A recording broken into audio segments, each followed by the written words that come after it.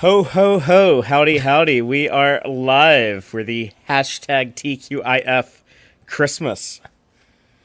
Ho, ho, ho, indeed. So, doing things a little different. We're on Saturday instead of Friday, but it's still the hashtag TQIF lineup. It's true, it's true. I was calling it TQIC for thank you, it's Christmas, maybe? Yeah. I don't know. I feel like our branding's already like TQIF, so That's we can true. just I love that we have that. change it to whatever. But yeah, I feel It's like open we've earned too. it at this point. Yeah, I think so. It's an open brand. Anyone can use it. But yeah, we're going to have a lot of fun. We're going to talk about this new episode of Discovery, and then we're going to have a Starfleet Boy After Dark live stream later right. on tonight in a couple of We have hours. no idea what we're doing tonight, so maybe audience, if you tune into I have that some show, ideas. Oh, good. Okay, good. I'll send them to you in private so we don't get anyone's hopes up. But All right, sounds good. yes, should we just go ahead and get started with the Tex-Trek live podcast? Let's fly. I'm Fatheree, This is Starfleet Boy. and this is Tex-Trek.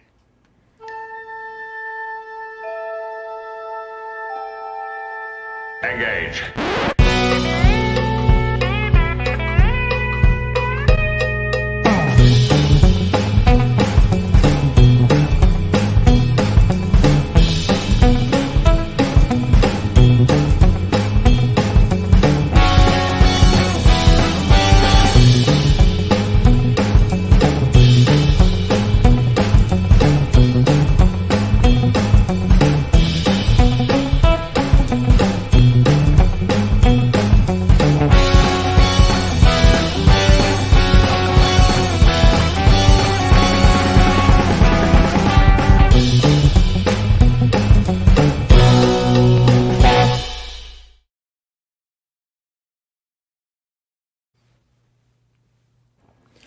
Welcome back aboard the Starship Texas for the 170th installment of the Tex-Trek podcast, the home of Star Trek fandom from deep in the heart of Texas, where we have deep talks about Star Trek, old and new, and proud members of the Trek Sphere network.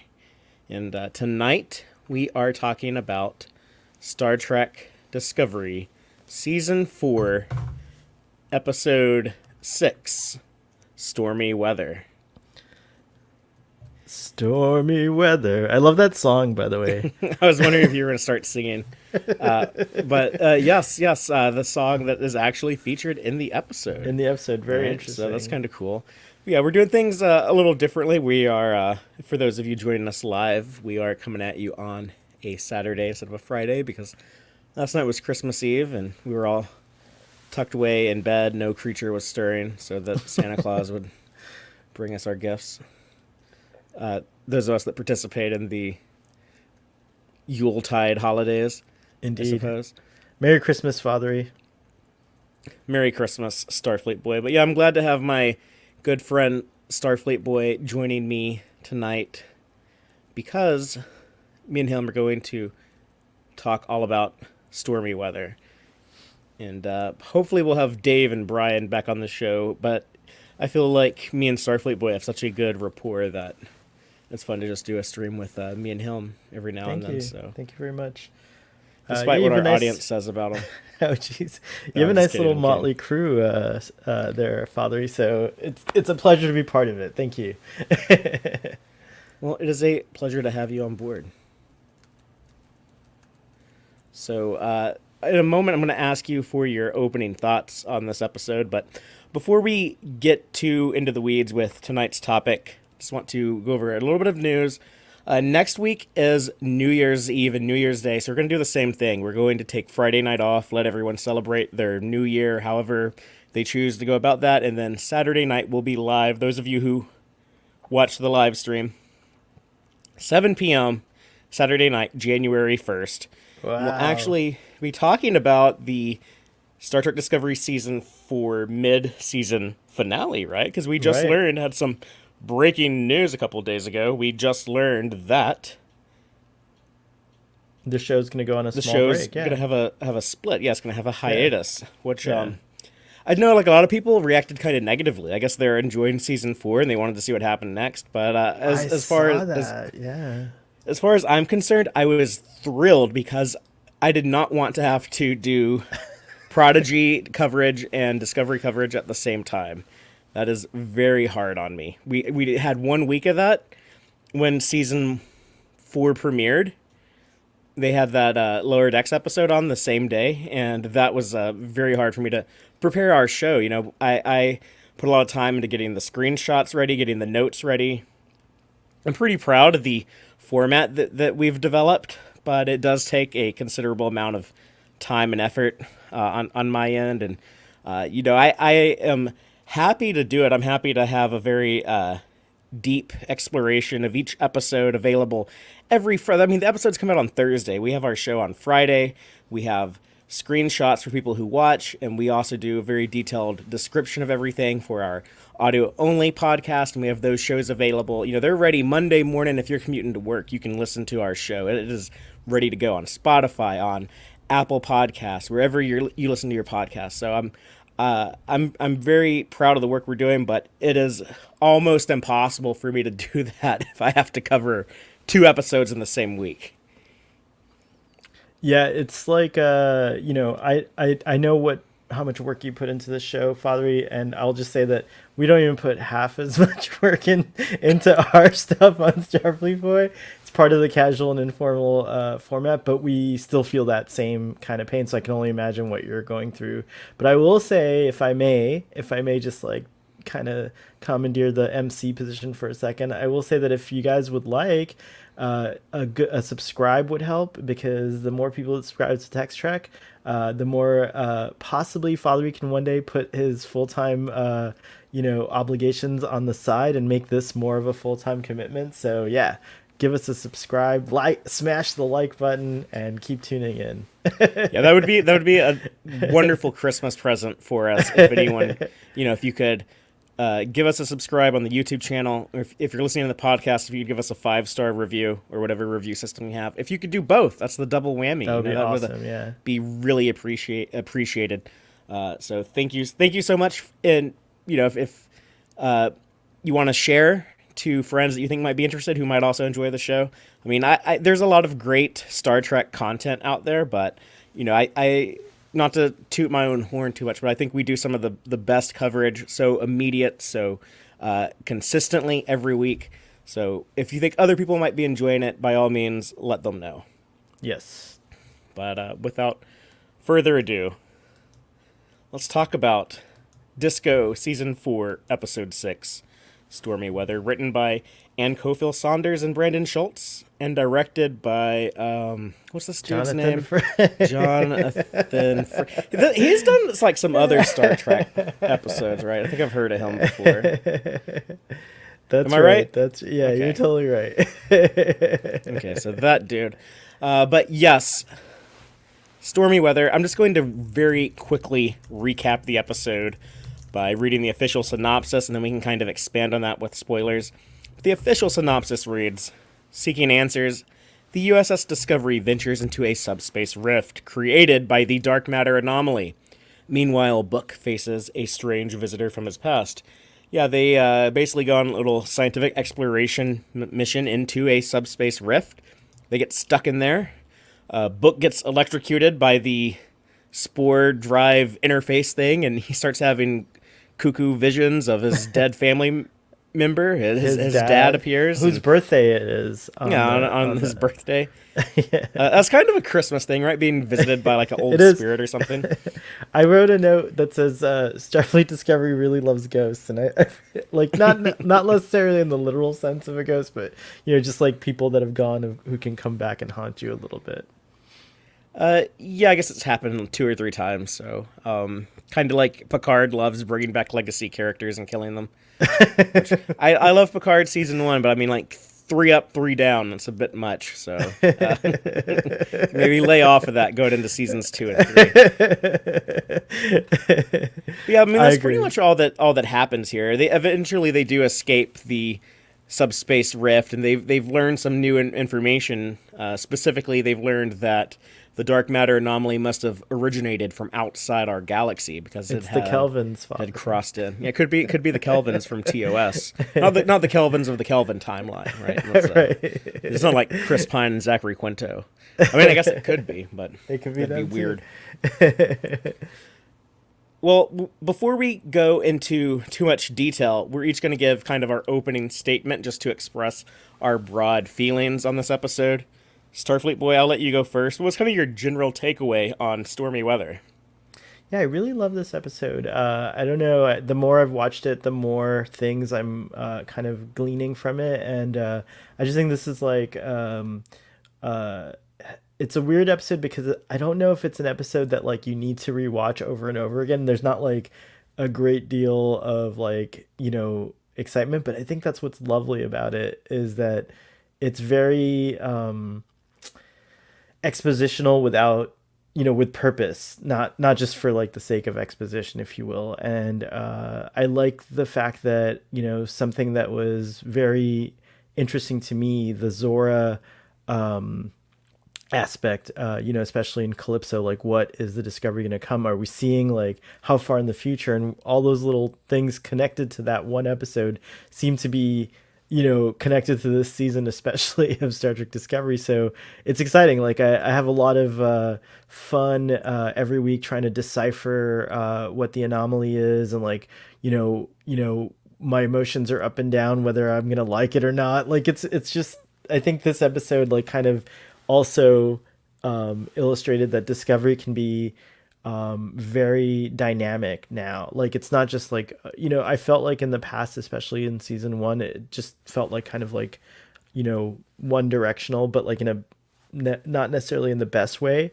And now it's like it's branching out and it's like so many different things, and that's kind of like how I feel like Star Trek always is. Like Star Trek can be a comedy, it can be a drama, it can be a adult, it can deal with adult subject matter, and it can also be a fun science fiction adventure. So Discovery feels the most like that this season, and this episode was just awesome. I love that they kind of there was a lot of science going on in it, and yeah, it was cool. There's like a sciencey stuff. Zora was cool, everything, it just firing on all cylinders. Cool. I'm glad you enjoyed it. I liked this one too. But for me, it's very similar to how I felt about last week's episode. And by that I mean, I like the execution of this particular episode, even though I'm still not excited about the larger arc. That being the whole, this great destructive force is coming and we have to solve the mystery of who's behind it, and we're probably leading up to a confrontation with some big bad that's going to be revealed. And I still have those complaints. However, much like I said last week, the execution of this episode was really, really fun for me. It felt very much like traditional Star Trek. We have this problem, we're not really sure what it is. Let's send a probe. Let's try this. Let's brainstorm together and try to come up with a solution and actually have some resolution at the end and some payoff. So felt kind of like standard Star Trek, but in kind of a good way, and kind of like a way that's pleasantly familiar, let's say. And it still has that slickness and high production value and just really high grade presentation that they are always aiming for with Star Trek Discovery. Sometimes it kind of feels like they're trying too hard. Sometimes their ambitions don't pay off. But Jonathan Frakes, I think, does have a pretty good handle on how to direct this show. He's directed a lot of Discovery over the 4 seasons. Much like I thought the producing director, Olatunde Osunmi, has kind of grown in season 4. I think Frakes has also shown that he has a good handle on how to direct the show and make it have that cinematic look that they strive for. All that being said, I am still uncertain if I'm going to like the payoff of season 4, but overall I'm still really digging the season. I think the show finally knows what it wants to do after the first 3 seasons kind of constantly changing course and I mean, they were constantly changing showrunners for a while, and there's captains. so much chaos. Yeah, and changing captains.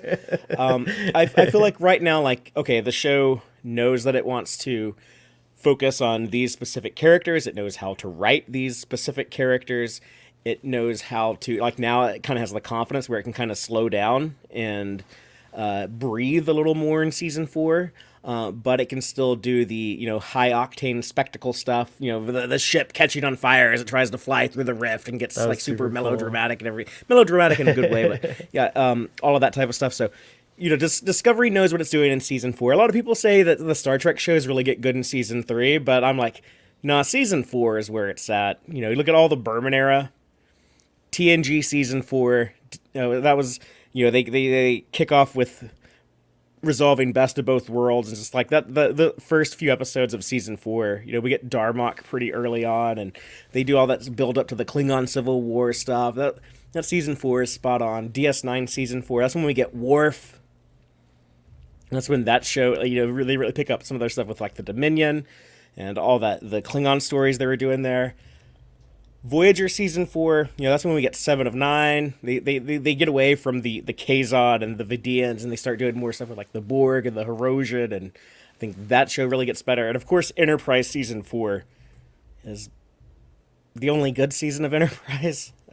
So, I mean, I like Star Trek Enterprise, but that's a great season. That's probably the only good season of that show. So I think you can't, that's like indisputable, but I think I think that I have a fondness for season 3 also. I think season 3 did all right. I don't know. I think season 3 runs out of steam. It does. You're right. Before they reach the end. And it's true. But yeah, it was probably an improvement over 1 and 2. Those guys were probably praying for 10 episode seasons. I'm not beating up on Enterprise. I think there are good episodes in seasons 1 and 2. Yeah, and exactly. There's also a lot of mediocre episodes and a few that are terrible. But that's all in the past. Though we're talking about Disco and talking about Stormy Weather. So you got before we continue, you got some comments that I'd like to highlight. One, and I actually am on the same page. It's a Small World. One says, did you feel bad for the Dot father? I mean, I don't think those dots are. I don't think they're actually like sentient beings. So I feel like it's kind of like if a tricorder got destroyed. Let's just say you have a reputation for being very passionate about the I dots. don't mind the dots in the 32nd century. When I see That's them in right. the No, you have 23rd said century, that. that's when I discriminate against them. But it's a small world. I'm glad you could join us. Hope you're having a Merry Christmas. Yes. And same for everyone else in the audience. See Pastel Pirate, Jill, Blue. So thank you, everyone, for taking the time to join us. Starfleet Boy, do you want to move into our episode breakdown? Yes. Okay, well, let's get started at the beginning of the episode. Things start off with Burnham making her Leilogi orb family tree. We have some conversation with Book, and then we have Saru and Burnham kind of explain what the mission of the episode is going to be, and then they get started on it. But sorry, people do fireworks where I live. Well, there were fireworks going on last night, and I'm like, all Christmas, right, not all New right. Year's. So just simmer it down. So, yeah, sorry if we have any fireworks in our audio that I'm unable to edit out later. Sorry about that. Anyways, carry on. So, Michael Burnham culturally appropriating the Acolyte people from last week with her Leilogi orb. I don't know. Is it like is a tree? Is that a cultural thing? We still the family I tree guess it is. They don't have ownership on. Yeah, it's more like a friend / family tree. But she did appropriate the design. Yeah. No, I'm just trying to be funny. I don't think there's actually anything problematic here. But what I liked about this conversation she has with Book while she's adding Spock and Sarek and Giorgio and Saru and Tilly to her little tree. They talk about Felix from last week's episode, about how they couldn't save him. And I liked that. I like that Book brings it up, and he's like, I'm over it. It was your call, not mine. But I just like that they show us that, like, yes, people remember what happened last week. It's not like they just forget because they're off to the next mission. But also they showed, like, Book didn't want to hold a grudge No pun intended. No pun intended. Didn't want to hold a grudge against Michael over that. He acknowledged it and Can we just acknowledges that he's acknowledge moved real quick on. that Book is like the perfect dude? I want to date someone just like Book, or Book is the perfect partner, I should say. I'm really very into Book. I think he's so, like, he's just dreamy. Yeah, everyone loves David Ojala, I'm sure. Yeah, yeah, he's Um, cool.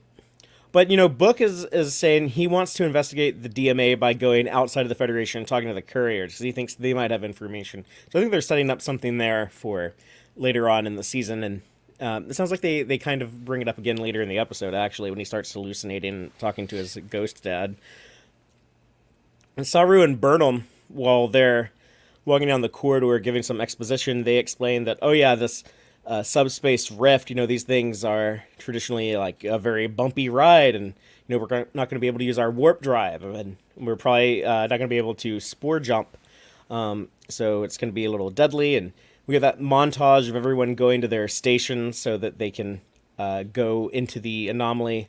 One other thing that I don't want to gloss over is Saru does show he has some concerns about Zora. They talk more about Zora, Yeah. who plays a big role in this episode.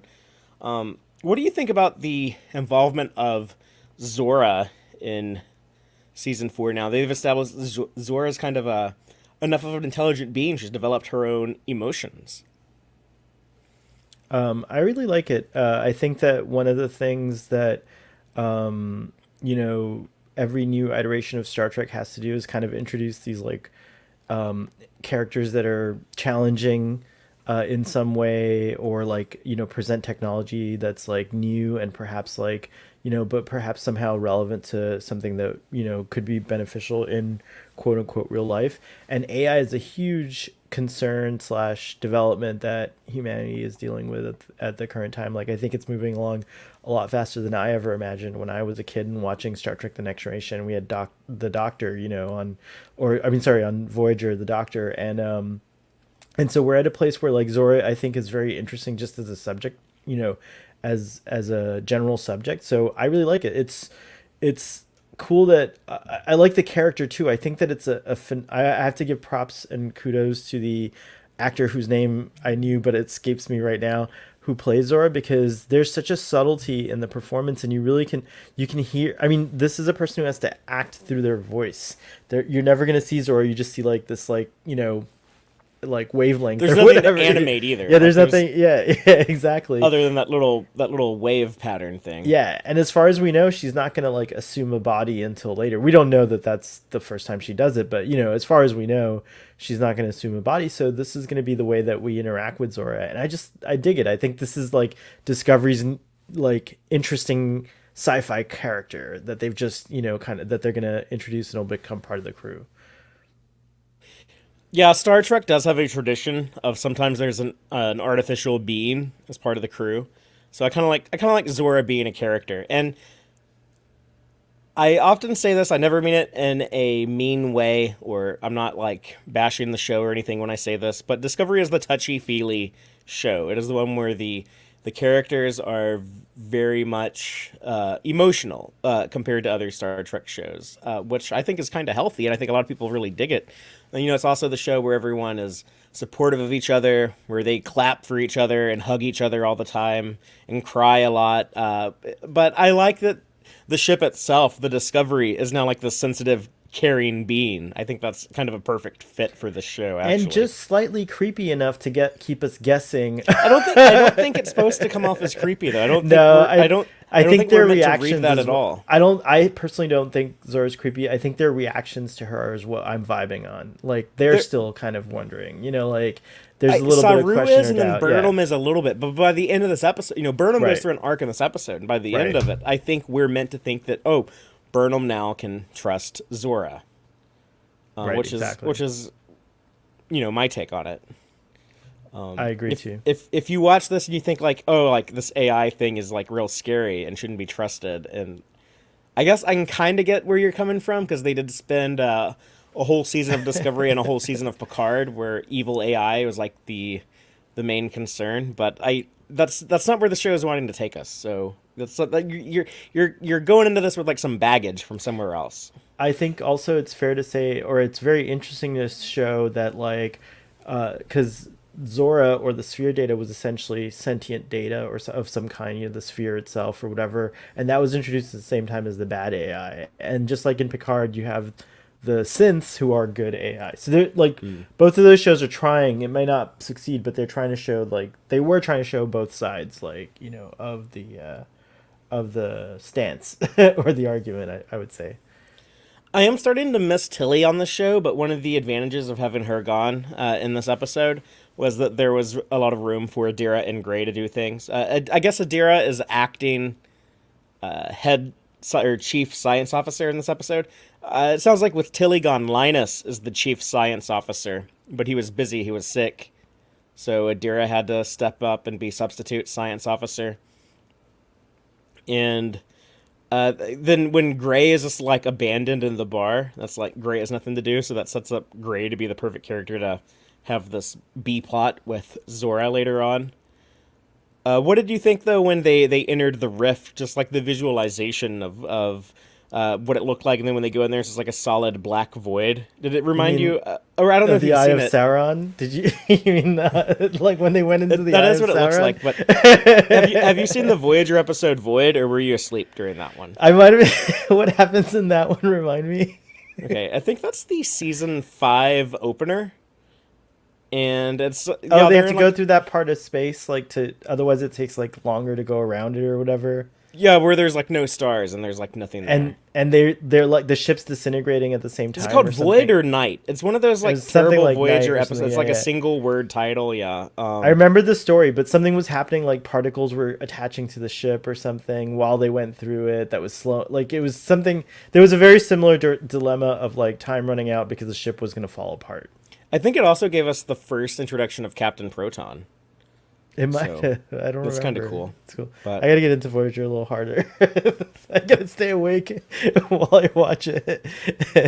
Yeah, this is when they send in the dot probe and find out that subspace itself has been turned toxic by the DMA, and I guess the DMA must have like passed through this area and it like tore subspace here. They don't really spend too much time explaining that, but this is something like in the trail of the DMA, like left behind the subspace rift, and somehow subspace itself has become deadly and destructive and tortures this poor little robot to death.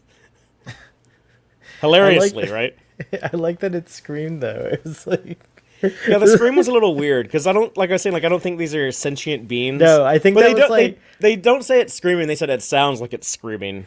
I stand by my theory that I presented on Starfleet Boy, which is as a computer, it understood that, I need to send some kind of signal back to Discovery to give it awareness of my my like location. So it just started making a sound. Execute as death cry dot MP3. As it was dying, so that Discovery could triangulate where it died, so it knew how far away the toxic part of this thing was. So that's what I think was happening.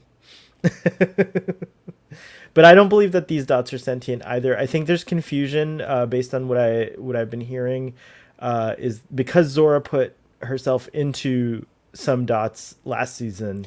Yeah, but she is back in. I think she Right. transferred back into the ship. Back into the She's ship. in the ship now. Yeah, clearly. That's what I think happened. I think the dots are still robots. Yeah, they're not like They're not intelligent, androids. Like, they're not like they're Zora. not sentient. Yeah, exactly.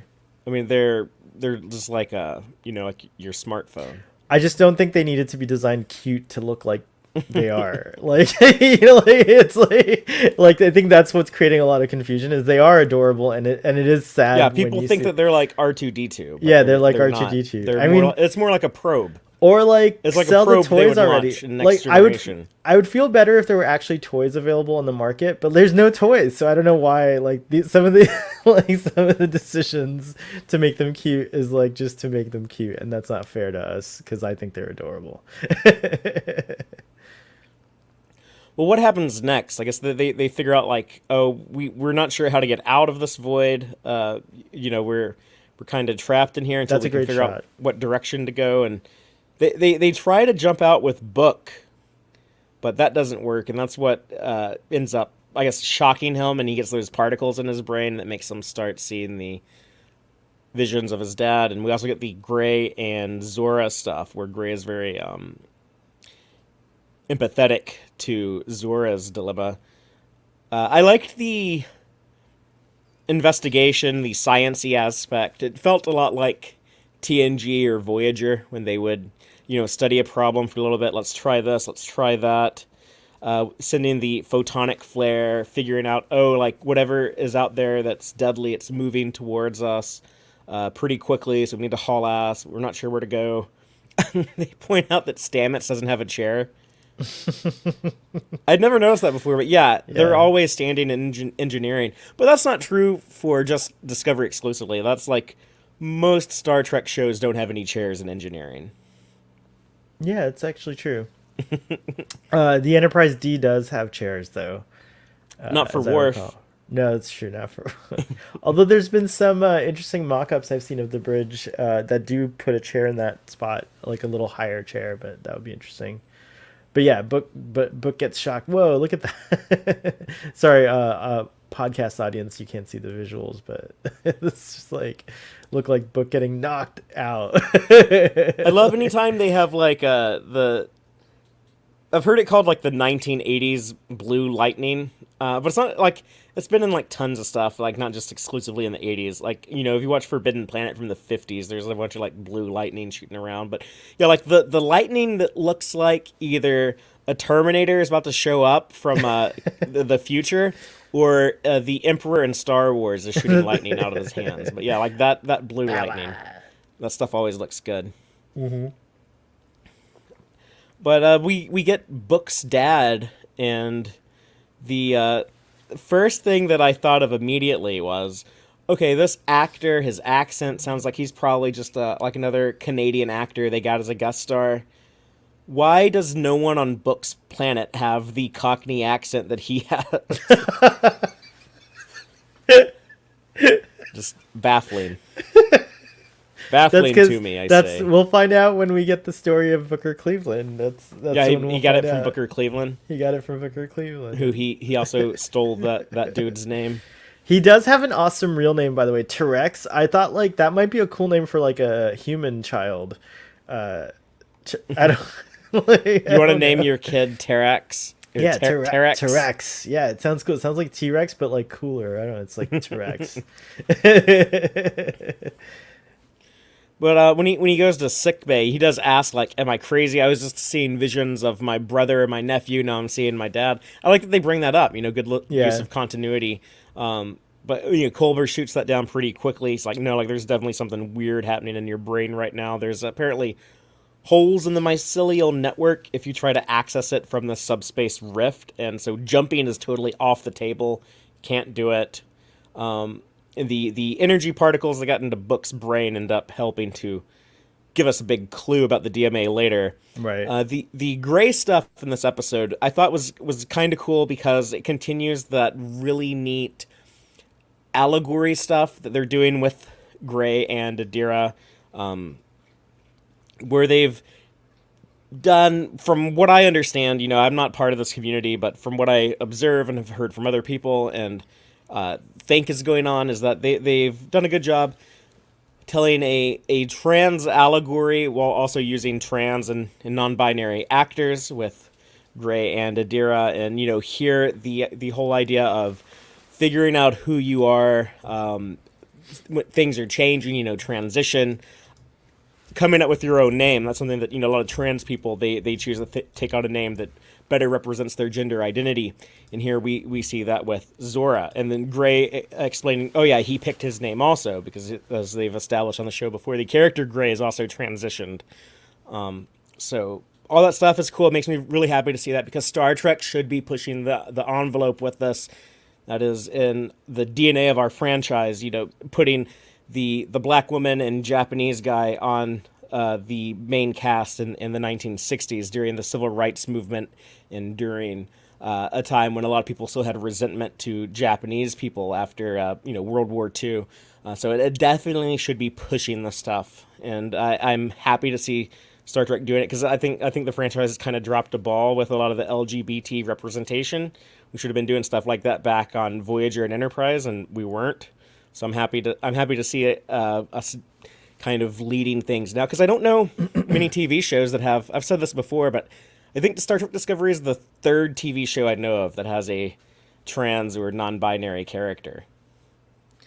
And I think that, like, you know, it I love that you pointed out that Star Trek has always done this. It's always been able to do a better job. Like, I, you know, I think in the past, like, people were more critical of like how it was kind of not, you know, like maybe in the 90s, like when, you know, during the TNG era of Star Trek, like there were things that they could have done that were already acceptable in other, you know, in other TV shows and stuff, that Star Trek was still a little too conservative on. You cannot accuse Discovery of that at all. I think Star Trek Discovery is the most like, you know, I since TOS, I think it's the most like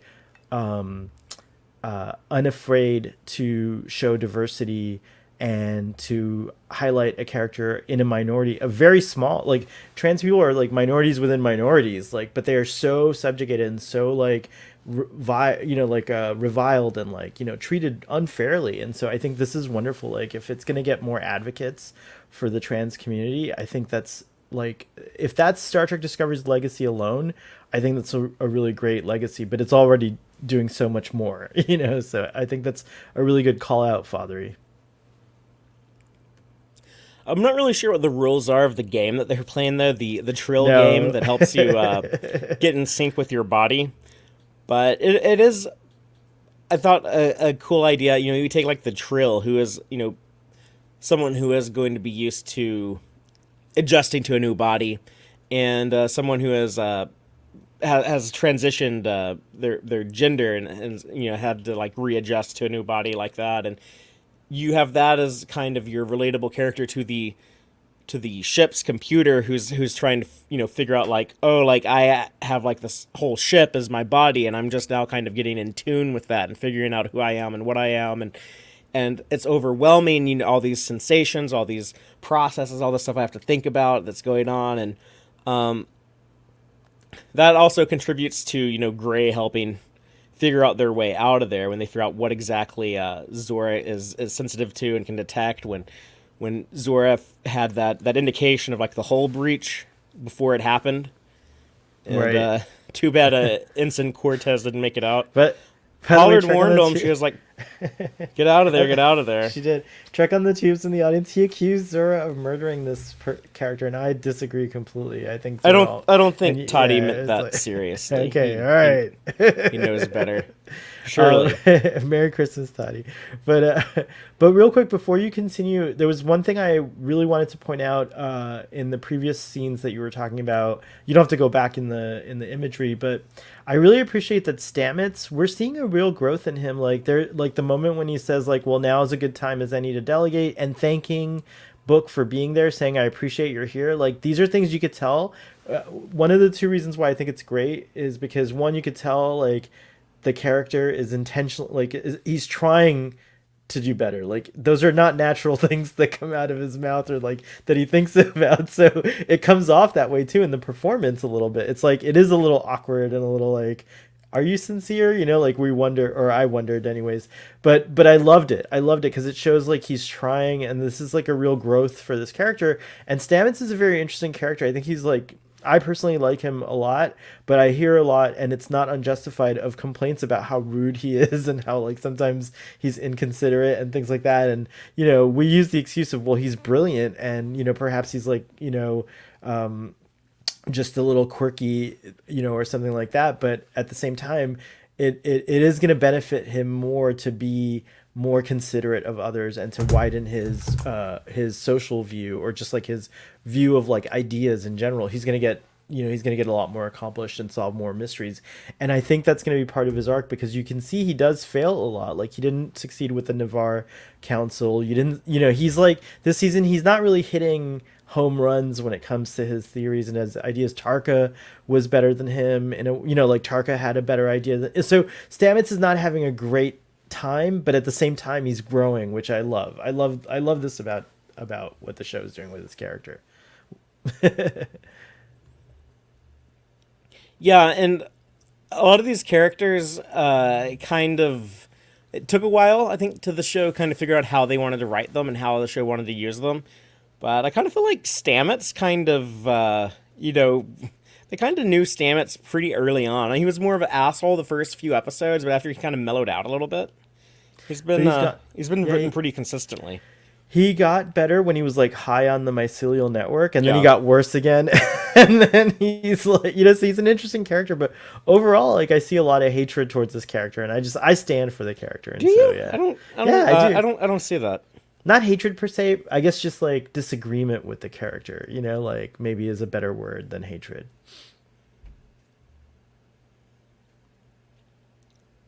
Well, I see Jill 47 in the audience is asking about Dr. Pollard. Speaking of her, this was the first time we've seen her in season 4. She says, we need a close-up of Dr. Pollard's badge. Memory Alpha shows her as a full commander while showing a photo as Lieutenant Junior grade. I think the answer is street corn. She has street corn on her badge. Yeah, maybe. I think she has the Lieutenant Commander badge in this episode, though, because I remember looking at that, because I think Culber is a full commander now, so he outranks her. So I don't know. Maybe he's the chief medical officer. We don't know. I think care at this point. I think. Oh, my camera went blurry. I don't know what happened, but whatever. I think it's fair to say that he's the CMO, and they just don't talk about it. But he's the ship's counselor, though. So. Right. Also, he's everything. He does everything. Maybe Pollard's the CMO. I don't know. We'll find out though. One day. The final episode of Star Trek Discovery, after everything happens, they're just going to let us know who the engineer, the chief of engineering was, and who the CMO was on the ship. And I think Reno's the chief engineer at this point, and Pollard's probably CMO. I like that. And Culber's ship's counselor, but he helps out in sickbay a lot. Mm-hmm. So let's just run with that, make it easy on everyone. I like that. We do follow tradition in the sense too that we have to remember that even though the ranks were clear, people did hop around in TNG from position to position before they had their final kind of roles. Oh yeah, well, tell me who's the chief engineer in season 1 of Next Generation. It's there's 4 5 different people. There's 4 or 5 different people. It's true. And then one episode, Picard is actually we'll have one of our chief engineers take a look at it. I'm like, how many chiefs do you have? Yeah, so. We have 7 on this ship. Yeah, that show didn't know what it was doing at first either. It's okay. Exactly. What do you think about when Gray is on the bridge trying to explain to Captain Burnham what Zora is up to? I was at first a little worried when Gray ran up to the bridge. I thought Captain Burnham's gonna be it's like Picard and Wesley Crusher, get this child out, get off of my bridge. What are you doing? But I like that it didn't go that route. Burnham's kind of immediately oh, okay, I'm ready to listen to you. What's going on, Gray? Explain to us what you mean that Zora detected that hull breach before it happened. What do you mean by that? Yeah, I like this whole thing because Gray is definitely, as was pointed out in the chat earlier, Gray's looking for something to do. Gray doesn't have a job. So, also Gray's in this kind of convalescence period of as we establish, discovering their new body and getting, in tune with, the focus, finding the focus, if you will, to be able to live normally.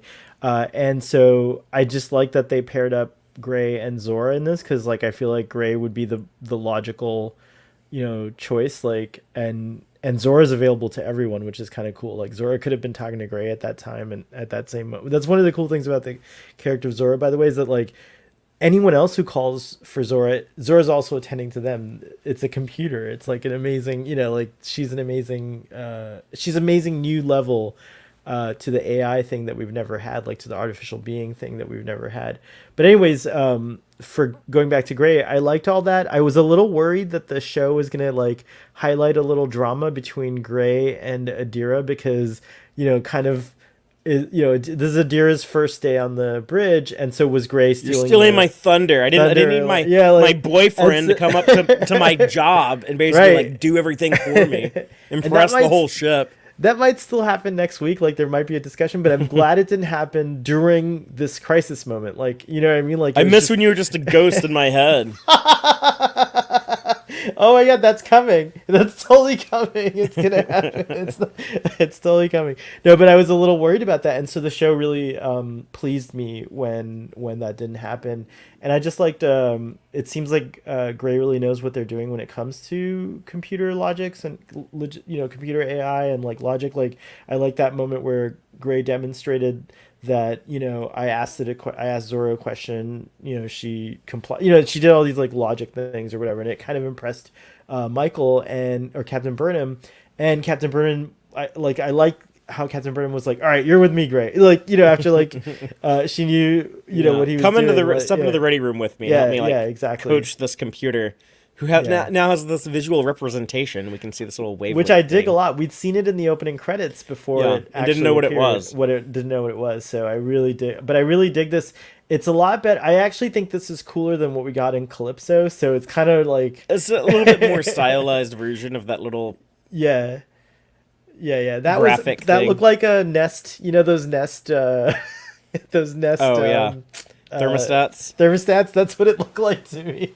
So I like this Zora, this hands-free or device-free Zora, if you will, like a holographic kind of. And it also like kind of foreshadows how, since Zora can present herself holographically, eventually she will present herself in a humanoid or perhaps another form, which is cool. And Saru gives us that line of dialogue when he says, greater focus creates greater awareness. Mm-hmm. But it hammers in the idea that what they're brainstorming and what they eventually conclude is that if they can get a signal out of this anomaly, that Zora would be in tune enough that she would be able to detect what path they need to go to escape. I guess like none of their sensor data would be able to figure it out. But when they have Zora in the ready room and they're talking to her, I thought that conversation was interesting because Zora does express feeling guilty, and with Ensign Cortez being dead and not being able to do something in time to save him, but Zora, and I think this is important, and what we were talking about earlier, Zora also says that she senses that Burnham doesn't trust her anymore, doesn't trust her right now. And Burnham, instead of saying like, no, I trust you or anything, Burnham just kind of dismisses it. And she says, that doesn't matter right now. And kind of like I moves love that. on. Yeah, I really like that. But then later, when the shit hits the fan, Burnham she does trust her. So yeah, I like that. I love the way that they play it up here and kind of set that up. And I like that as a leader, because it would require, like, they're pressed for time. So like I like that she's just very frank about it. She's like, this doesn't matter right now. You're under my command. I need you to. It's kind of like it's a Burnham version of Commander Data. I need you to pull it together. Let's do this thing with like in Star Trek Generations. In Star Trek Generations, but it's like it totally is. Yeah, but better here because I'm not a huge fan of that movie.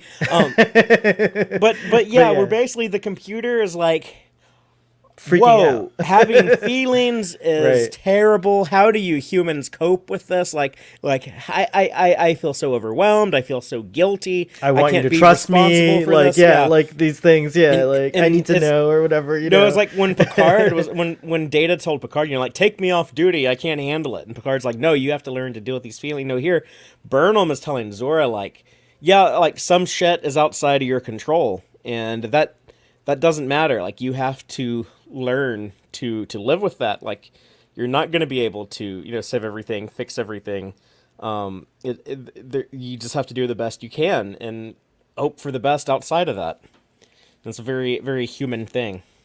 Yeah I dig it. I think that's why I love this episode. I think one of the strongest points, I think, for me, were centered around these kinds of stories about or these ideas about Zora.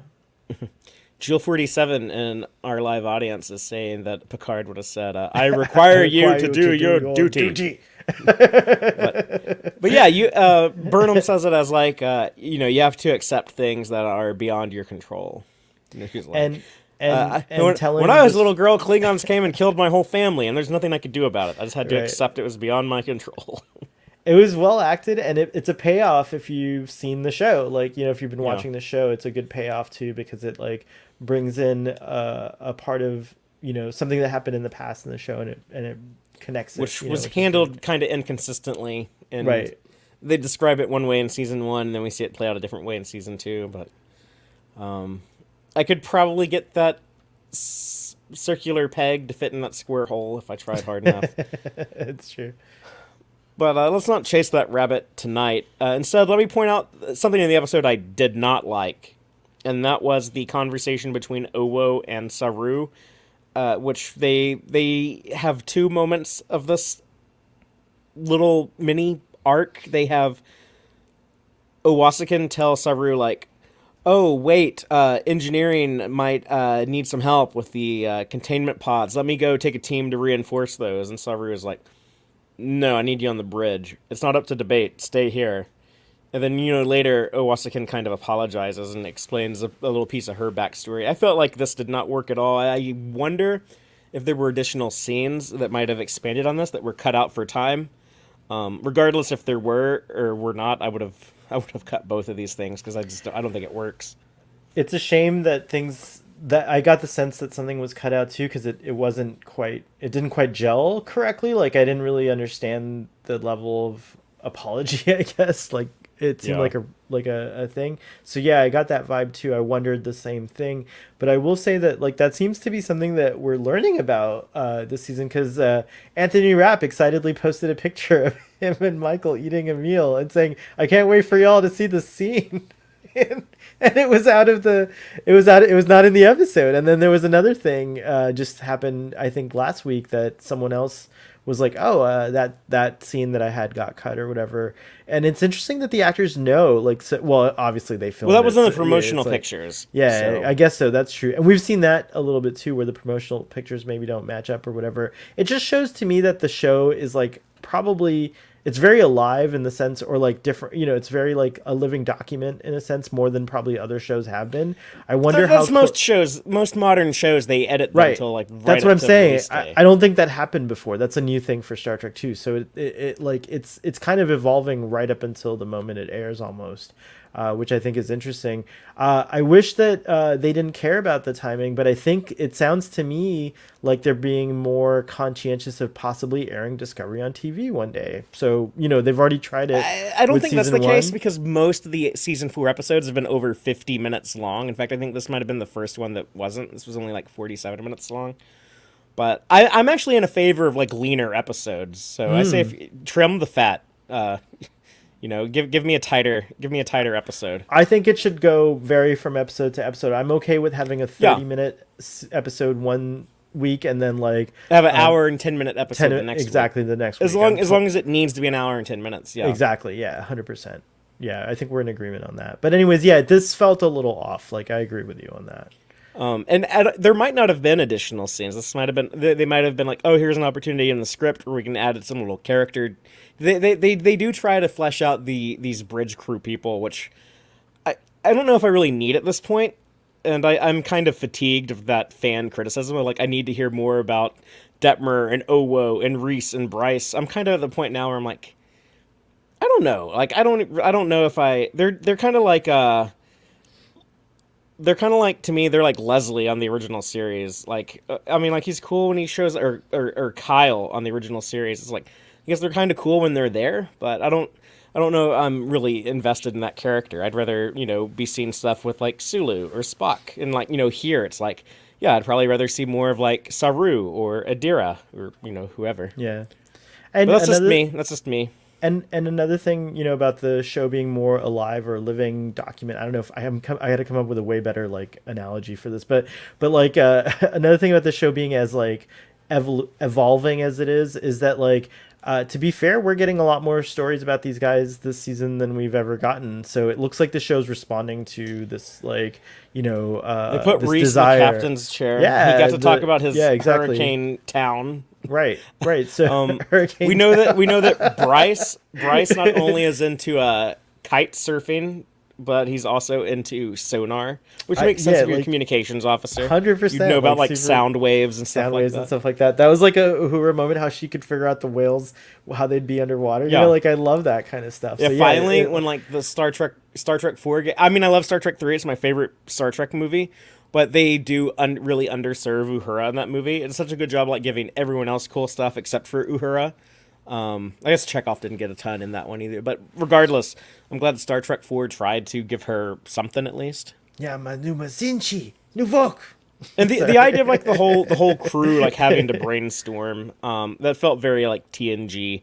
Yeah. TNG is the show where like we solve all of our problems in a boardroom meeting by everyone talking. So Yeah, I like that they don't have to sit down to do it too. Like it's kind of more natural that they're on the bridge just talking about. Like there was never really a ready room or a conference room on yeah, I mean they TOS. You have know, that like they that's like a TNG yeah. invention. Which I think kind of, I mean there's a lot of cool scenes with that stuff in TNG, but I felt sometimes it was a disservice with that show where it had no sense of urgency and missed out on the melodrama of the original series, Right, which I, exactly. I think was often more dramatic and, in my opinion, more entertaining than, More entertaining, yeah. on average, than the Next Generation.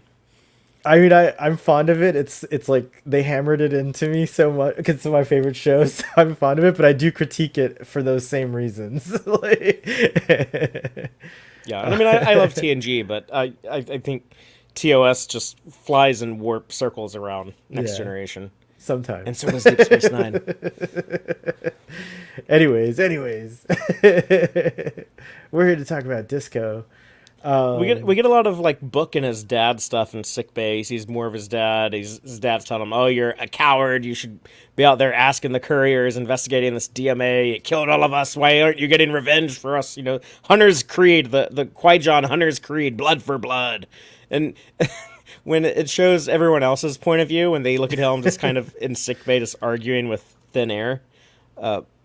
But yeah, this also gives us the energy particles. Well, I guess it's a little contrived that, how they tie their clue and Book's dilemma together. But yes, these are energy particles that come from the galactic barrier on the outside of the galaxy. Something passed through there for this stuff to be floating around here in the subspace drift, and we can use these particles to also solve our more immediate problem and get the hell out of this rift. Out of Dodge, yep. I thought it was contrived too, but it was contrived in a very Star Trek way, so I was okay with it. Like, Yeah, no, it felt very, very Star Trek in a good way. What do in you a think good of way, yeah. Book's dad when we got these meteor moments with him? You know, upon reflection, and I think this was like a sentiment that like Sean might have shared and some others on the stream we did on Thursday, but I wish we got him in a different context. Like I wasn't really very like I'm not very like when I think about the episode, this is the part of it that's kind of like aside from the acting being really great, there's the part of it that I'm just kind of like, well, what did that really do for us? Like I don't feel like Book really, I don't know. He does have the epiphany, I guess, of like maybe he chooses to believe in an afterlife because he wants his brother and his nephew to be there. So he's choosing to believe that this is not a psychosis or a hallucination, but rather a real visitation of some sort. So that's kind of interesting. But aside from that, I wasn't really too invested in this character or this story. Yeah. I liked this because I have been wanting to know more about Book's backstory. Because they've teased there is like mystery there, and why did you stop wearing your little tree sap necklace, and why did you go like take the name of Cleaver Cleveland Bookler. Cleveland Booker Cleveland Bookler Bookler. Cleveland Booker. Booker. Well, why Booker, did you do all Dano. this? And they remind us here that like, oh yeah, he did say in that first episode of season 3 his family became poachers. His dad, I guess kind of sold out to the Emerald Chain. You got post burn, a lot of scarcity, kind of stuck between a rock and a hard place, I'm sure. But yeah, Book wasn't into that and kind of rebelled against his dad and left. Adds to like probably the regret that he has now. He's like, oh, I was so distant from Qui-Gon for such a large part of my life, and now it's all gone. Right. I guess that's interesting. I didn't really think too deeply about that, but that makes sense. That tracks. But yeah, I guess they're gonna go with Bryce's sonar idea to get out of here. And the cool thing was Burnham is a 23rd century captain, so she's like those old school sensibilities, and she's like, okay, y'all are all gonna go hide in the transporter pattern buffer, but I am going to stay on the ship. And I can kind of get the logic of that, like, oh yeah, it probably does make sense. You have like one person active, in case something does go wrong, Right. especially if you're in a situation where you've admitted you don't trust the ship's computer, Right. earlier in the episode. Right. It's like, Well, maybe we could just automate everything, but the computer is being a little weird. I'm not quite sure how to feel about it just yet. So, yeah, I better stay up and even about. and even let's just say she trusts her. Zora's like out of sorts, so Burnham had to be there to like help her stay focused, so to speak. Like to keep her company, like in a way, which I didn't think about when I first saw it, but upon rewatching it, like I was like, there's definitely dialogue there that shows that, like especially when Burnham's like, well, why don't you sing me a song? And that's the moment that Zora's able to just like tap into everything and like focus or whatever. So it was I think Burnham had the foresight to see that like, oh, I should, aside from being the captain goes down with the ship, and it fits her mo of like the like the savior complex, like aside She's the from responsibility yeah, hoarder.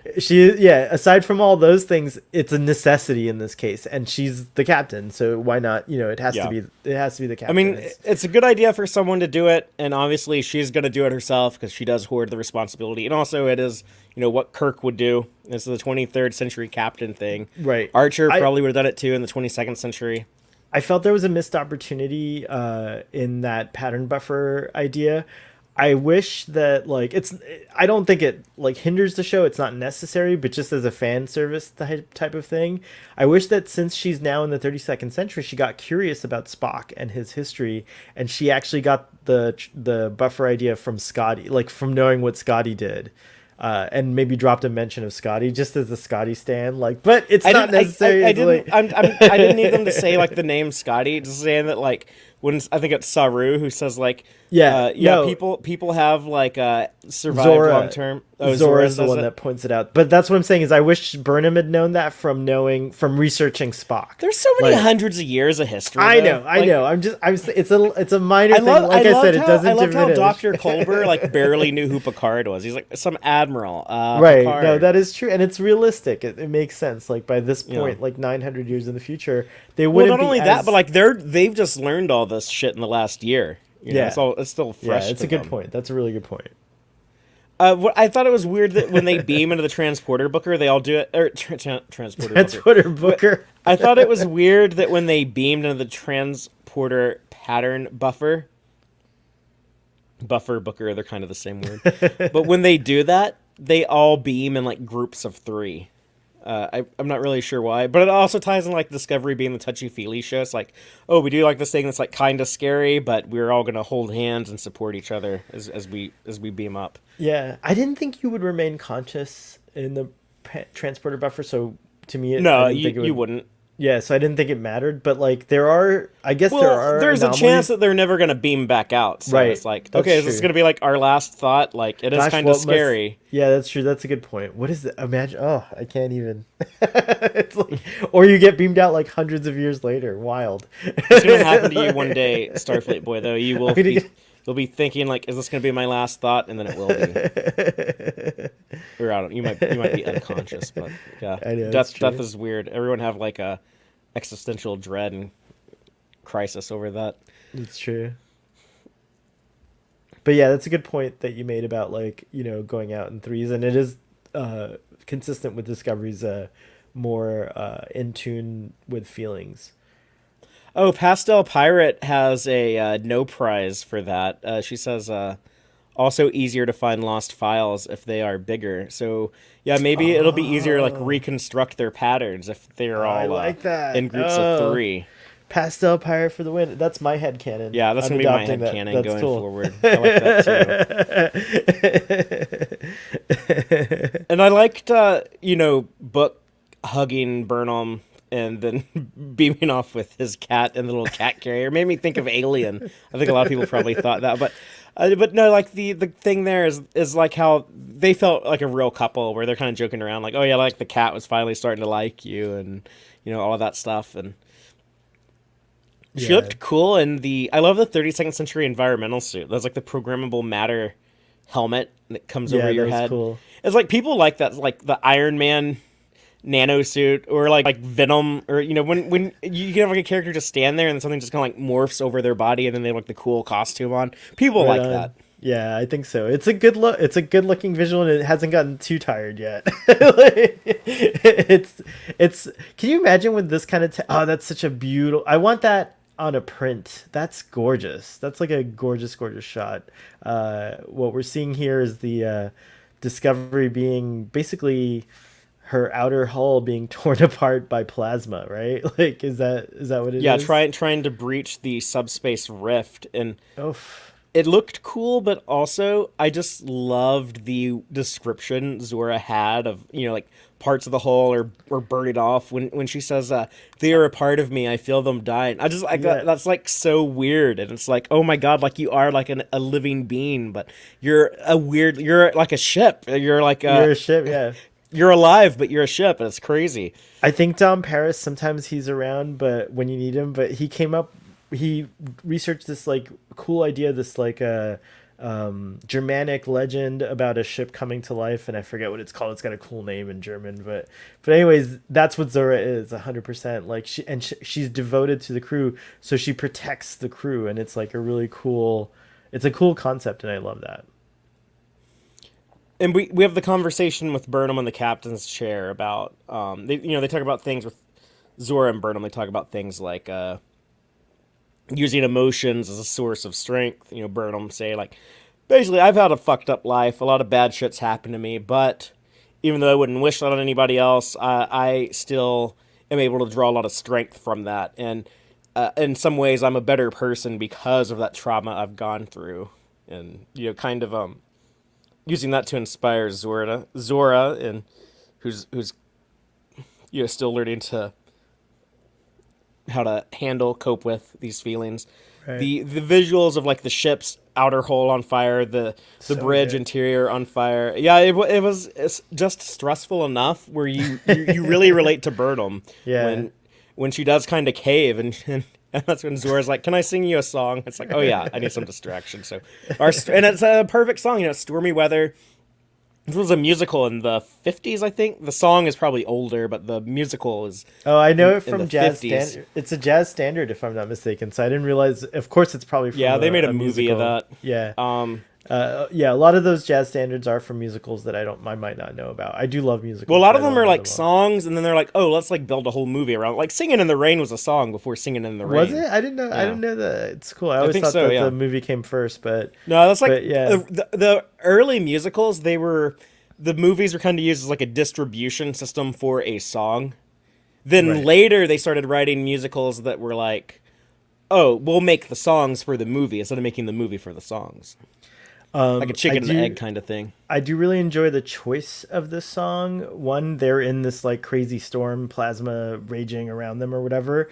But two, when we've in Calypso, Zora is in an ion storm of some kind before Kraft comes along, and then the weather gets better as the episode progresses. Like you notice that the stormy weather starts to go away because she found her man finally, the lover of her life, and that's what the song's about. It thematically ties in. Yeah, it thematically ties in. And also it reminds us like, oh yeah, like this weird computer has a fondness for early 20th century entertainment, showing the silent films of the crew to cheer them up. Which is beautiful, by the way, because those things are being forgotten and lost. So I think that's wonderful. What was it? Charlie Chaplin? Mm-hmm. Right? Mm-hmm. And then she's also fond of Audrey Hepburn. It was Buster Keaton. She was Buster Keaton. Yeah, sorry. Okay, Buster Keaton. Yeah, you're right. Jill's correcting me and says that the Stormy Weather movie is from 1943. I was thinking the 50s, but gotcha. Okay, sorry. I got that one wrong. But yeah, Burnham eventually blacks out, but then comes to in sickbay, and Colbert. This scene was weird to me. There. Have you ever come to digitally? Like, have you ever had an experience where you pass out, or when you wake up, the world's a little digital? Like, what was that all about? Like all that, like weird. Like to me, it just looked blurry. Like, have you ever had watch it again? Where you're seeing double. I guess there's like a weird digital thing going on. I don't know. Maybe in the sound design. The visualization of it. Maybe. Because I mean, like I That's got scary. a What you still got? frame of it pulled up now. It kind of looks like, you're looking at Dr. Colbert's face, but if you're really drunk, and it looks like you see four eyes instead of two. That's true. Yes, it's true. That's what it looked like to me. Um, Oh, you know what? Now that I'm thinking of that scene and remembering it, there was like an underwater sound. Maybe that's what oh, okay. and that could make sense. Like it could.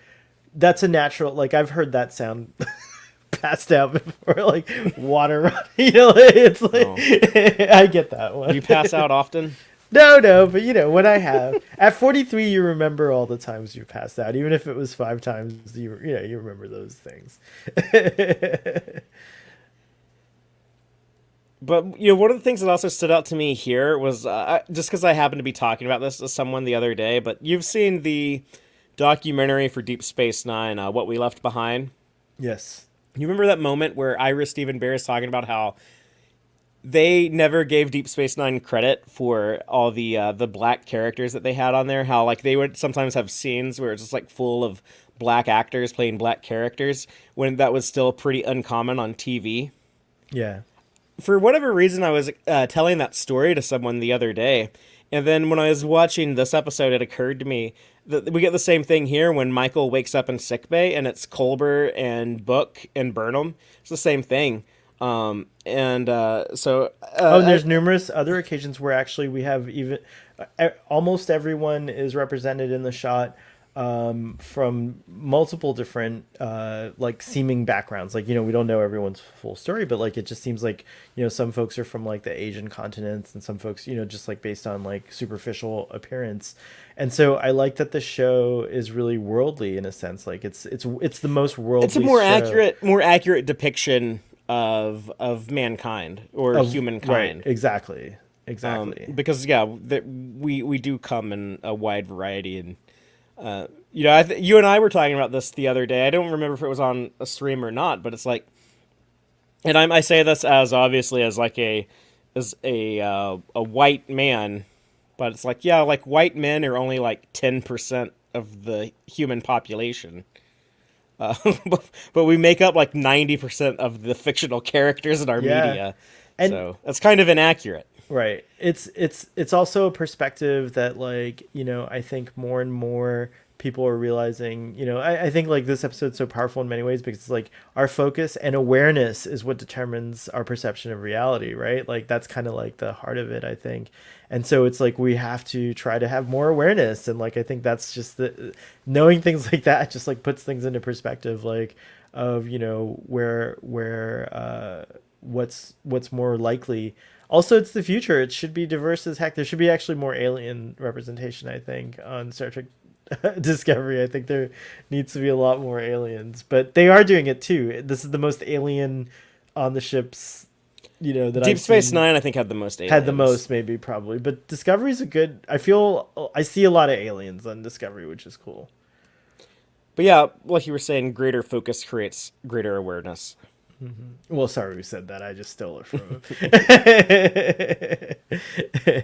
And we get to see the ship being repaired in either the Archer dry dock or another one that looks just like it because they were using the same CGI model. I'm almost certain, but It was cool to get that shot of it from the inside a little bit more, so you got more detail about it. And I thought the Archer one was bigger. It looked like there were 3 ships inside of that one, but maybe. Maybe it was they just changed the perspective. scale. Yeah, The scale, yeah. So they just scaled it down to match the disco. But the disco. Saru points out like, oh yeah, that programmable matter is really convenient. We can just like tear the hell up of our ship. Just It should be able to repair rip itself. the whole I think. plating off, and then it can be repaired like By instantly. the 32nd century, I expect the ships to repair themselves like the Borg technology. Well, it like, probably could if it had to like, a certain more time, extent. but Yeah, it's true. it probably takes a long time. I mean, DS9 had replicating minefield, so you'd think programmable matter can replicate more, but Maybe if you lose enough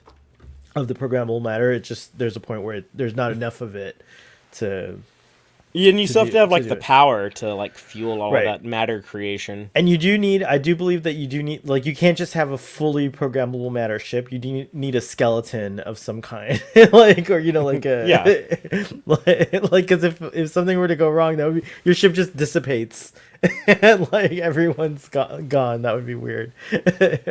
What do you think about this last scene of Book and Saru talking about? They're basically talking about like, I mean, I don't know. You tell me your opinion, but I basically read this as like, oh yeah, like historically, like people have like done terrible things to my people, and it's understandable to be mad about that. But you can't like have that as like your only focus. Like basically what Saru is talking about with the Baiul, and like yeah, like they ate my mom Right. and dad. Right. They oppressed my people for years. They were killing us left and right. So I get it that like you're mad at whoever is like driving this DMA around. I think the thing I would add is, like, what resonated with me is that he does say, if you choose to serve the greater good, you have to let that be not your focus. Like, you have to let the anger, you have to use the Yeah. anger or the fear to focus on the greater good. And I think that was like a cool distinction, because like it shows that they have like the purpose of being in Starfleet, of uniting, of helping, of like all the things that, like, all the good that Starfleet tries to do, is what keeps him from focusing on the outrage and the anger and the resentment and all that stuff, because he's focused on a bigger thing. And when you focus on that scale, it puts things into perspective in a different way. You start to think, like, what is my anger going to do about the Baul? Like, this is like there's hundreds of years behind me. And the same for Book. It's like, this is another thing that I like about them taking the DMA outside of the galaxy, is that we were all going crazy. I don't know about you, but I was going crazy trying to figure out what or who is behind it, even Oh thinking it no, might be. I don't care. I don't like that. I don't like that story. Right, but that's what I I'm saying still is, don't really care. this is the move that I think saves the story for me, because like putting it out of the galaxy almost brings it back to that natural occurrence thing. We don't know. We have whatever it is that's behind the DMA. It might not be a bad thing. Like, it's just we're misunderstanding it. And yeah, it did destroy Book's planet, but that might have been incidental.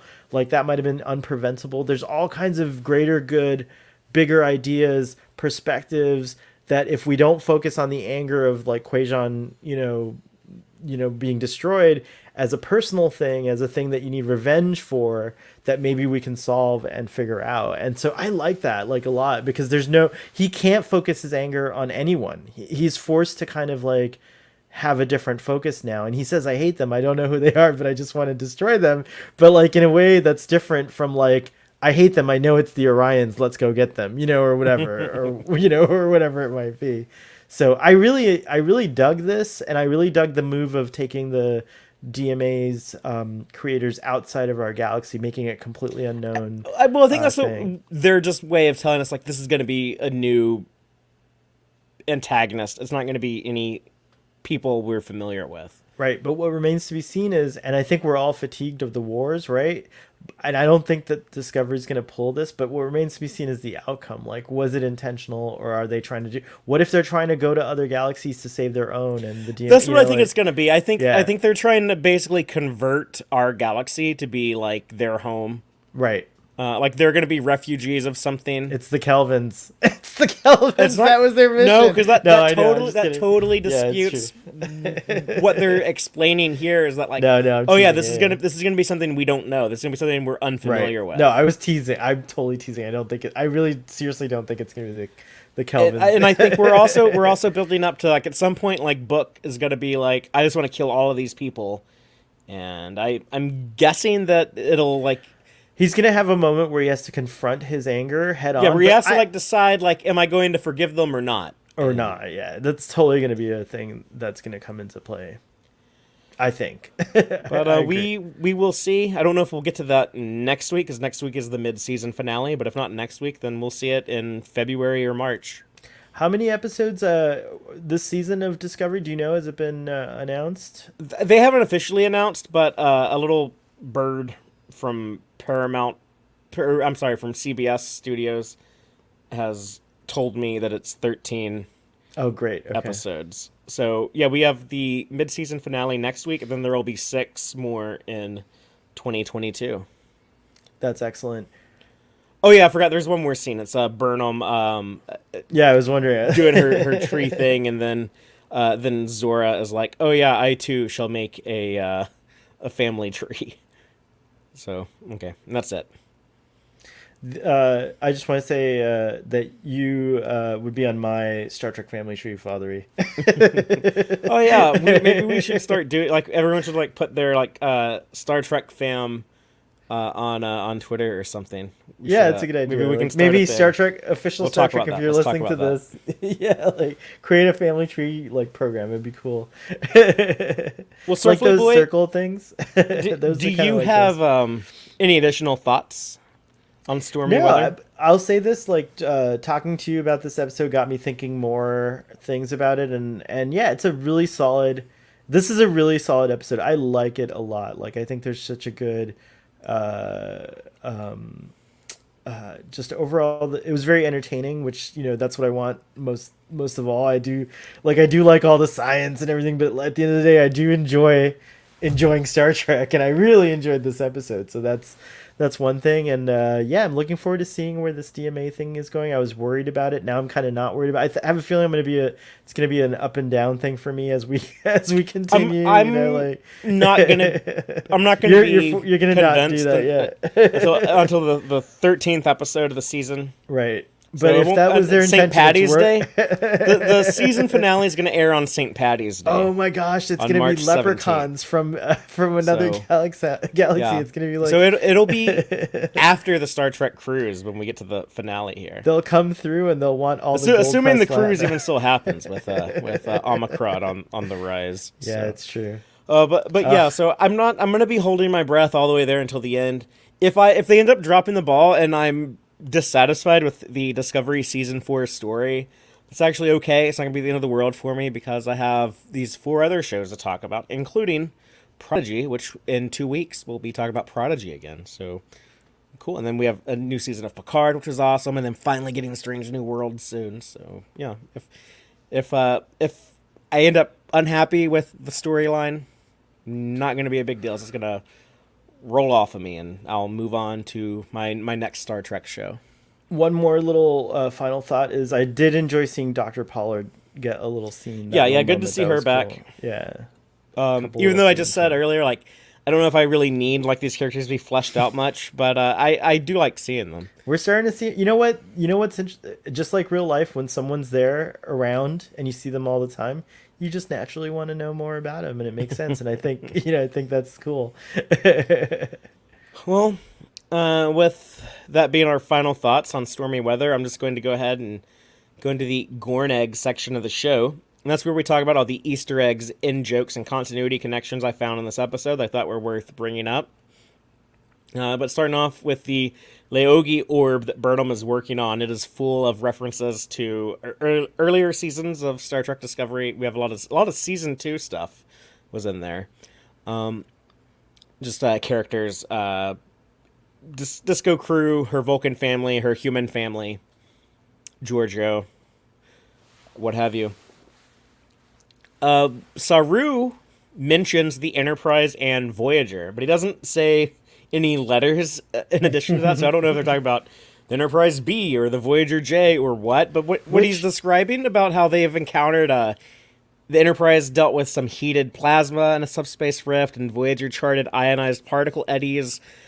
If he is talking about any Voyagers or Enterprise we're familiar with, I think it's either the Enterprise D in Force of Nature, maybe, or he might be talking about Voyager in the Omega Drive, or I'm sorry, the Omega Directive, or what's the one where the Doctor has his hologram family?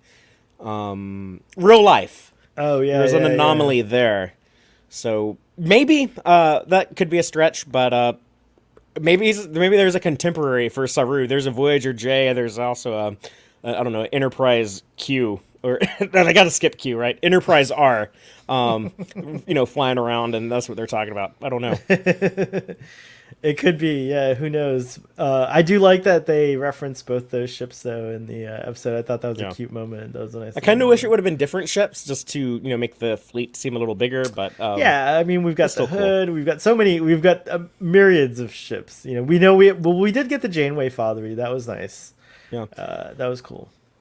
So when Zora is talking about Gray, about picking the name Zora, she says that, oh yeah, it's a word that means like a new day and human culture, That's right. Navarre culture, and also Baku, the Baku Baku. being the species from Star Trek Insurrection. I think this is only the third time Star Trek Insurrection has been referenced. When were Right? the other two? No, it's the fourth. It's the fourth. Oh, when were the other ones? DS9 mentioned the Sona. Oh, We see those girls that like did like the face treatment to Rafu. yeah. We see them in Star Trek Voyager. On Enterprise, they mentioned the Briar Patch, Oh. and then so this would be the fourth one. If I'm right, That's I might cool be forgetting something. because on Enterprise they would have just been started. They would have just started colonizing the Baku planet around that time, if I'm not mistaken. Well, they don't mention the planet, but just the Briar Patch. That's interesting. The Briar Patch might have been uninhabited at that time, or like at that or that planet. That's interesting though that they mentioned the Briar Patch in Enterprise. I didn't realize that. I do think that. It was Brent Spiner who mentions it. Oh, in the Soong episode. Yeah, it was in one of those 3 episodes he was in. Oh, I think I do recall that now that you mention it. But I don't know. I sleep through. You slept through that show too? It's hard when you're Good binging. You Lord. know what happens? Netflix doesn't know when you fall asleep. So it'll play. I don't know how many episodes before that stupid warning. Well, comes they're out, taking but- all the Star Trek off of Netflix, so watch on Paramount Oh, Plus. jeez. But going back to real quick, I think that's cool because it also kind of like, kind of lets you know what a sunset was. It a sunset or a sunrise? Sunrise. It was Sunrises, and so Geordi sees his first Zora in on the Baku world, which is kind of cool. and then for some reason he loses his eyes again, And then he loses. which is kind of mean, but It is very. He goes back to having bionic eyes, which they're better than in some ways. I guess Geordi wouldn't be Geordi if he just had like natural eyes. Yo, there's a skip button for the credits. I've never seen it Yeah. on Paramount Plus. There's a skip button now. Yeah. I didn't know. I don't skip credits anyways, but still, that's cool. I didn't realize that. That's great. Do you watch on Paramount Plus or do you watch through like Amazon Prime or Apple TV or something else? I watch on Paramount Plus, but using my Apple TV device. So maybe that's a Yeah. deficiency of the Apple TV device. That's Apple blocking your skip credit button. But yeah, we finally now have the Zora visualization on screen within the context of the actual episode, not just the opening title. So we finally know Zora is the only character who's featured in the opening titles visually. Oh, that's great. I didn't. That's awesome. That's true. Good point. But next up we have Stamets mentioning the galactic barrier, Which we've seen in TOS. that was actually in the second episode of Star Trek ever made, Right. where no man has gone before. And when they are beaming into the transporter buffers, there is that reference to people using this for long-term storage of Starfleet officers before. That was in reference to Scotty in the Next Generation episode Relics. I guess they also try to do it a little bit in the Deep Space Nine episode Our Man Bashir, when they beam everyone off that runabout, and then they can't keep them in the buffers for too long, so the station's computer actually puts them into the Holosuite program, and they all become characters in Bashir's James Bond movie. That's right. Real quick, Father, back to the oh darn it. Oh, this is part of getting old. You forgot your point. It must not have been important. Oh yeah, no. What were you talking about after Zora being the only character that appears in the The credits? galactic barrier. Oh, thank you.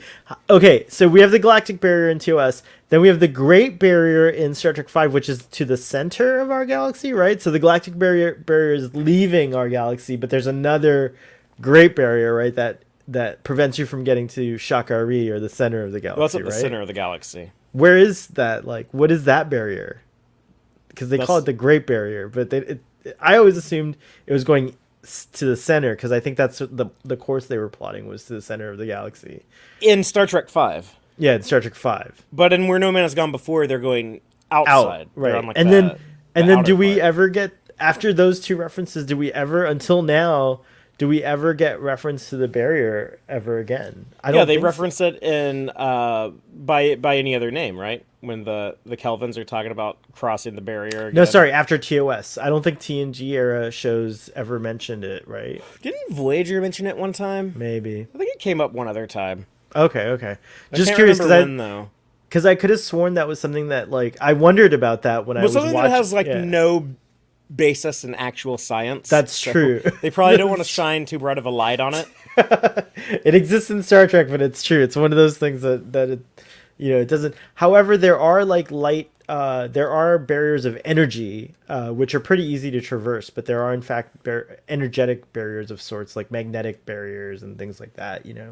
That do occur. Like our solar system, for example, has like our sun's magnetosphere creates a kind of barrier around our solar system, which is interesting. Cool. Well, I do have a few subspace transmissions to read for last week's episode, the examples. But if you have any thoughts or feelings on this week's episode, Stormy Weather, be sure to let us know. You can tweet at me. You can comment on the Tex-Trek Facebook page. You can send me an email and let me know, and we might share your opinions next week. I'm just going to read a few things that we picked up on Twitter about last week's episode, the examples. Funnest Frontier podcast said they really liked the episode, and Jet Reno. So yeah, it's good. We got Jet back last week. We get Pollard back this week. Mm-hmm. That's cool. You are loved. You are important on Twitter said, it wasn't my favorite. I was really hopeful that we were going to see another bridge member rescuing the examples. Loved the scene between Cronenberg / Cruz scene, and that we had indigenous actors. So yes, Michael Great Eyes kind of stole the show last week, and the scene with Wilson Cruz and Cronenberg was also really good.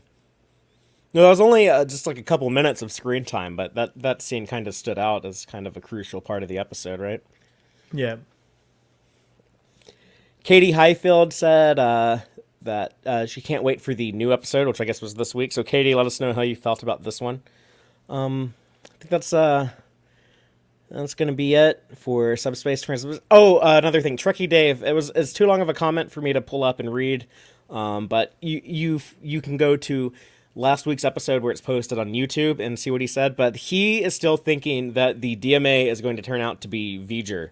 So, Trekkie Dave, Merry Christmas to you, and you should comment and let us know if you still think it's going to be V'ger. But interesting. We'll find out.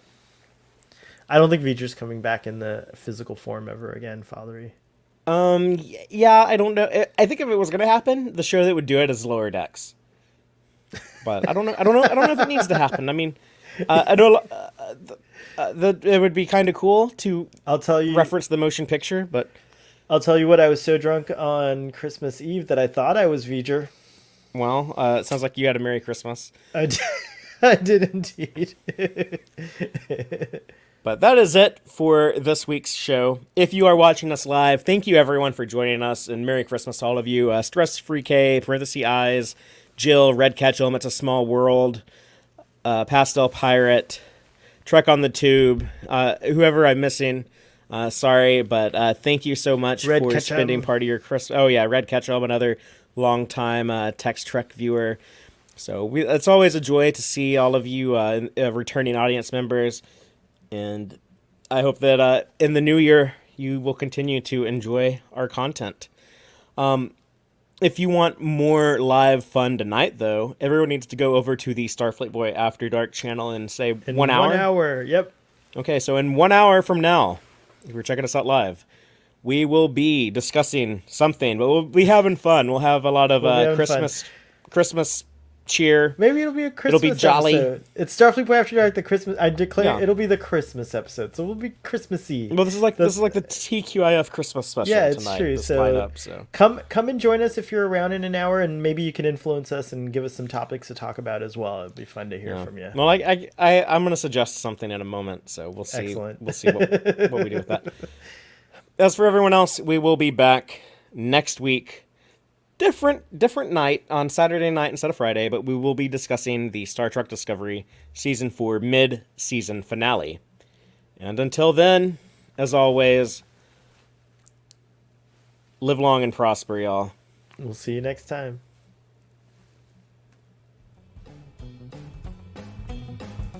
Listen to the Tex-Trek podcast through Apple Podcasts, Google Podcasts, Spotify, or at tex-trek.com. Like us on Facebook at facebook.com/tex-trek and follow Fatheree on Twitter at TXTrek. Please support us by liking our videos and subscribing to our channel on YouTube. Thank you and take care.